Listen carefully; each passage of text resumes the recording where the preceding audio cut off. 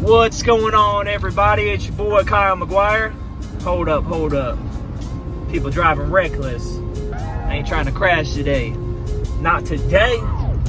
Alright, want to talk to y'all about 4 things you need to do if you're thinking about starting a pressure washing company. Alright, now I made a dope ass video the other day about cleaning roofs, and that stirred the pot, man. Not on my video, because nobody said nothing on my video, but one or two places I posted it, people did not like how I was sharing knowledge. You know, it wasn't that the information I put out was wrong.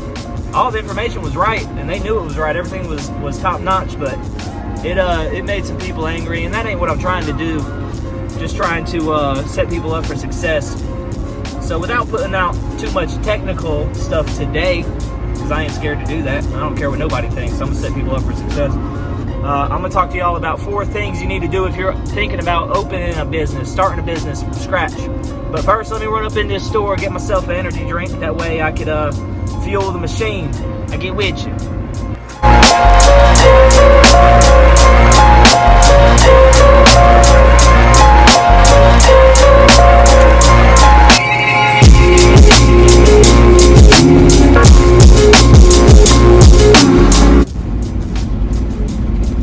Alright, y'all, I'm back.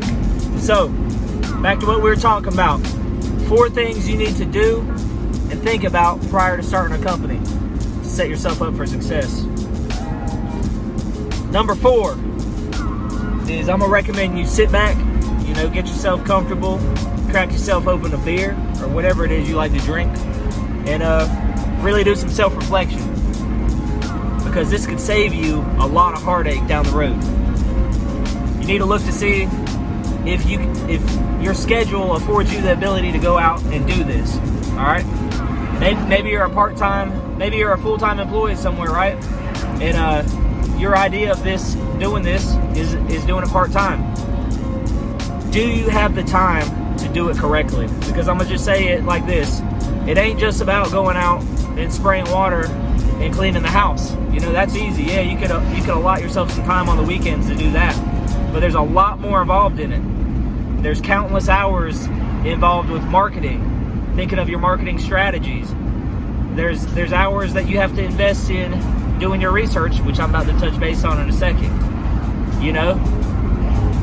Your schedule might fill up quickly in the spring, spring and summer. Do you have the time to go out and do multiple houses during a day? Whenever you have a full-time job and you have kids, you might have some extracurricular things you like doing, like sports. So really do some self-reflection as to if you could even do this, not just from a schedule standpoint, but maybe even physically. Can you go? It ain't, like I said, it ain't just spraying water, but can you actually get out there and hop up and on trailers or trucks and pull hose and move ladders, do all this stuff? So do some self-reflection. Can you do it yourself? That's number 4. Number 3, money. Alright, now a lot of people might disagree with me, but this is my video, and I don't give a damn. I'm going to go ahead and put it out there like this, because I want you to be set up for success. If you don't have the correct monetary situation right now, you don't have some cash flow to start a business, don't start a business. Don't jump into it, because you're only going to set yourself up for failure. And what I mean by this is, and I'm going to touch base on it on another one of these things, equipment. But you have to have money to properly brand yourself. All right? Now, I'm not saying you got to go out and have the Mac Daddy website. You got to have the Mac Daddy print marketing or the Mac Daddy logo. But you have to have things like that. It don't have to be the top quality. You have to have things like that to build a brand, to get recognition, to get people to know and recognize you whenever you're out there. You have to get that exposure, and that costs money. Don't get me wrong, word of mouth is definitely a big thing, and if you get your name out there using free advertising, Facebook, don't get me wrong, you'll get business. You'll have friends and family that refer people to you, and you can post in yard sale pages and stuff like that. Free marketing does work, but it does take a certain amount of money to hit that higher level, to level up. All right, getting paid ads, doing print marketing, yard signs, postcards, clip flyers, paid ads, Google ads, Facebook ads. All this stuff costs money. Getting a logo designed. So I'm trying to get you to do it the right way, or to think about doing it the right way. Make sure you got some pennies stowed away, right? Make sure you got a little loot put away in the corner. That way, whenever you do decide to pull the trigger, you decide to get out of that analysis paralysis and actually take action, you got a little bit of cash flow to get a logo design, to start an LLC. Because I want to tell you this, you need to have insurance if you're doing this, right? That's one more thing you need to do. You have to have the money to have insurance, because if you're not legit, you don't have a legit company, you don't have legit insurance, you're just going to go out there and tear somebody's property up. It ain't a matter of if it's going to happen, it's a matter of if. It's a matter of when. So that's number 3, money. Get your money situation right after you've done some self-reflection and decide you actually want to do this. All right, number 2, equipment. Now this is one of the hottest topics, and I see it nonstop in different forums and different people making videos. A lot of people will say, or ask the question, what's the right equipment for me? And people will say the equipment you can afford. I'm gonna disagree. All right, and it's just me being blunt. That's just my personality. I ain't trying to hurt nobody's feelings. But if what you can afford is a Walmart special or a Lowe's special, and don't get me wrong, some machines work. Some people make them work. But if you're on a low budget and you get this type of equipment, it's really easy to get in over your head. All right, you could definitely knock out some small jobs and make some money, and stack your money, and then level up and get some better equipment a couple months or a year down the road. But I just want to forewarn you that if you take the cheap route whenever you first get in, right, you don't go legit. You know, you don't get insurance. You go buy a freaking Ryobi or a freaking Lowe's Craigslist special, cowboy special, and then you go out there, you can tear people's houses up. You can get into the commercial job that you just way over your head. You done sprayed chemical all over this house, and you're chasing your tail because you can't rinse it fast enough.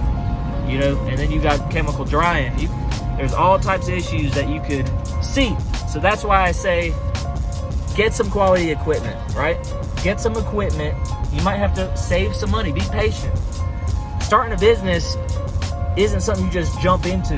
You know, when I decided I wanted to do this, I don't know if I've put this out there. I think I have. When I finally decided, hey, I'm gonna start this business, I was living in a luxury high-rise in downtown Raleigh. I was on the 17th floor, granite countertops, floor-to-ceiling glass, 10-foot ceilings in this high-rise, overlooking the state capitol. Man, it was beautiful. But I didn't have nowhere to have a shop. And I'm not saying you gotta have a shop. This is just how my mentality works. I'm setting things up. I'm strategic, like a chessboard. I ended up picking up everything I had and moving to a home that had a shop behind it, just because I'm forward thinking, right? So do some forward thinking. Put yourself in a position where you're going to succeed. If that means putting some money away, put some money away. Get some equipment where you can actually go out, knock out some houses and some commercial properties at a steady rate. You know, you'll thank me later. You get a good surface cleaner. You get a good Honda machine. Not saying you got to get a Honda. There's others, but get some good equipment. Number 1, the most important thing that you need to do if you're thinking about starting a business, and I don't think many people will argue with me on this: educate yourself. All right, educate yourself. What I mean by that is there are all types of ways where you can learn about this stuff. I learned so much stuff. I spent 6 to 9 months watching YouTube videos religiously, and I'll put their names out there. I watched Ben Hill. I watched Cody Yarborough. I watched dudes like that. I watched who else I watched? What's that dude's name? The Power Wash Help guy. Aaron from Lean and Mean. I watched all these dudes' videos and I learned, and that's free knowledge right there. All right. Then when I decided to buy equipment, I bought good equipment like I just preached to you. I went down to Alabama at Southeast SOFTWASH and I bought some nice equipment. It came with training. That was part of the reason I went with that company, because I got a good foundation by going to that training. I learned about how to mix my ratios, what ratios for what type of material I'm cleaning, PPE, safety, all these things, property protection, all these things you need for a foundation before you go out there and start saying that you're a professional. You can't call yourself a professional and not have no training. You got to get that training. You got to educate yourself. There's conventions out there. There's one coming up. It's called the Huge Convention, and I strongly encourage you to look into it if you're thinking about starting this business. Possibly even hold off to start this business until you can go down there, not just because of the training that you're going to get down there, but the opportunity to network with other contractors. You could pick their brain, and all this stuff's for free. Or not the training, you got to pay for that, but being able to network and pick people's brains, that's potentially free. All right, so that's it. That's 4 things. I wanted to keep it short and sweet. Hopefully I didn't ramble too much. 4 things to do and think about before starting a business. Hopefully it made sense. I had a good day today. I knocked out some rust removal at a commercial property. Yeah, now I'm driving around. I'm gonna get some supper. There's all types of people out here. You know, during this quarantine, people supposed to be at the house. Hey, get your ass back to the house. Non-essential. All right, y'all. I'll get with you. Peace.